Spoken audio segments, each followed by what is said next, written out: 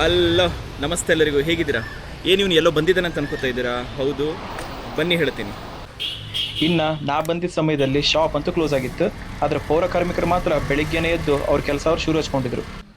ಇನ್ನು ಶಾಪ್ನವ್ರಿಗೆ ನಾನೇ ಫೋನ್ ಮಾಡಿ ಕರೆದೆ. ಇದು ನಮ್ಮೂರಿಂದು ಹೋಲ್ಸೇಲ್ ಫ್ರೂಟ್ಸ್ ಶಾಪ್. ಇಲ್ಲಿ ಮಾವಿನ ಹಣ್ಣು, ಆ್ಯಪಲ್ಲು, ದ್ರಾಕ್ಷಿ ಮತ್ತು ಎಲ್ಲ ರೀತಿಯ ಹಣ್ಣು ಕೂಡ ಸಿಗುತ್ತೆ. ಇನ್ನು ಈ ಹಣ್ಣ ಒಳ್ಳೆ ಕ್ವಾಲಿಟಿ ಆ್ಯಪಲ್ ಕಾಣಿಸ್ತೀನಿ ಅಂತ ಹೇಳಿ ಈ ಕೋಲ್ಡ್ ರೂಮ್ ಒಳಗಡೆ ನನ್ನ ಕರ್ಕೊಂಡು ಹೋದರು.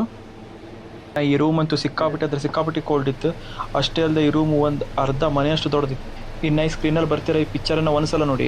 ಈ ರೂಮ್ ಒಳಗಡೆ ಅಪ್ಪಿತಪ್ಪಿ ಯಾರೊಬ್ಬ ಮನುಷ್ಯ 8 ತಾಸು ಏನಾದರೂ ಲಾಕ್ ಆಗಿಬಿಟ್ರೆ ಪರಿಸ್ಥಿತಿ ಏನಾಗುತ್ತೆ ಅನ್ನೋದು ಕಂಪ್ಲೀಟಾಗಿ ಪಿಕ್ಚರಲ್ಲಿ ಚೆನ್ನಾಗಿ ಕಾಣಿಸಿದ್ದಾರೆ. ಆಮೇಲೆ ತೊಗೊಂಡಿರೋಂಥ ಆ್ಯಪಲನ್ನು ಪಟಾಪಟ್ ಅಂತ ವೇಟ್ ಮಾಡಿದೆ. ಪೇಮೆಂಟ್ ಎಲ್ಲ ಮಾಡಿ ತೊಗೊಂಡಿದ್ದಂಥ ಆ್ಯಪಲ್ ಕಾರಲ್ಲಿ ಹಾಕ್ಕೊಂಡು ಹೊರಟೆ ಮನೆ ಕಡೆಗೆ. ಇವತ್ತು ನಮ್ಮ ತಮ್ಮನ ಹುಟ್ಟಿದಪ್ಪ. ಅವನು ನಮ್ಮ ಜೊತೆಗಿಲ್ಲ. ಅದಕ್ಕೆ ಅವನ ನೆನಪಿಗೋಸ್ಕರ ನಾವು ವೃದ್ಧಾಶ್ರಮ ಮತ್ತು ವಿಕಲಾಂಗ ಮಕ್ಕಳಿಗೆ ಹಣ್ಣು ಕೊಡುವ ಅಂತ ಹೇಳಿ ಎಲ್ಲ ಚೀಲದಲ್ಲಿ ಹಣ್ಣನ್ನು ಹಾಕ್ಕೊಂಡು ಅದನ್ನು ಕಾರಲ್ಲಿ ಹಾಕ್ಕೊಂಡು ಮನೆ ಜನ ಎಲ್ಲರೂ ಸೇರಿ ಹೊರಟ್ವಿ. ಫಸ್ಟ್ ಬಂದಿದ್ದೆ ವಿಶೇಷ ಮಕ್ಕಳ ಶಾಲೆಗೆ. ಈಗ ನೀವು ನೋಡ್ತಾ ಇದ್ದೀರಾ, ಇಲ್ಲಿ ನೋಡಿದ್ರೆ ಮಕ್ಕಳ ರಜೆ ಅಂತೇಳಿ ಶಾಲೆ ಕ್ಲೋಸ್. ಎರಡನೇ ಸಲ ಬಂದಿದೆ ಅಂದರೆ ಕಿವಿಡ ಮತ್ತು ಮೂಕ ಮಕ್ಕಳ ಶಾಲೆ. ಇದು ನಮ್ಮೂರಲ್ಲಿದೆ. ನೋಡಿದ್ರೆ ಈ ಶಾಲೆ ಕೂಡ ಕ್ಲೋಸ್. ತಲೆ ಅನ್ನೋದಂತೂ ಫುಲ್ ಹಾಳಾಗಿ ಫುಲ್ ಮೂಡ್ ಆಫ್ ಆಗೋಯ್ತು. ಅದಾದ್ಮೇಲೆ ಬಂದ್ವಿ ಈಗ ನೀವು ನೋಡ್ತಾ ಇರುವಂಥ ಸುಯೋಗ ವೃದ್ಧಾಶ್ರಮ.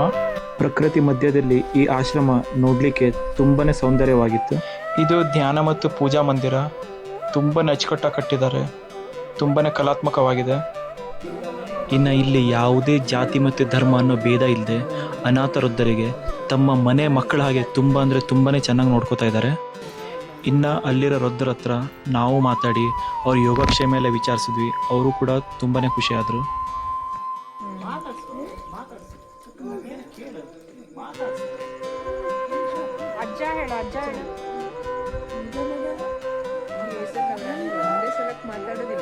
ಹೌದೌದು, ಆಕ್ಟಿವ್ ಇದಾರಲ್ಲ, ಖುಷಿ.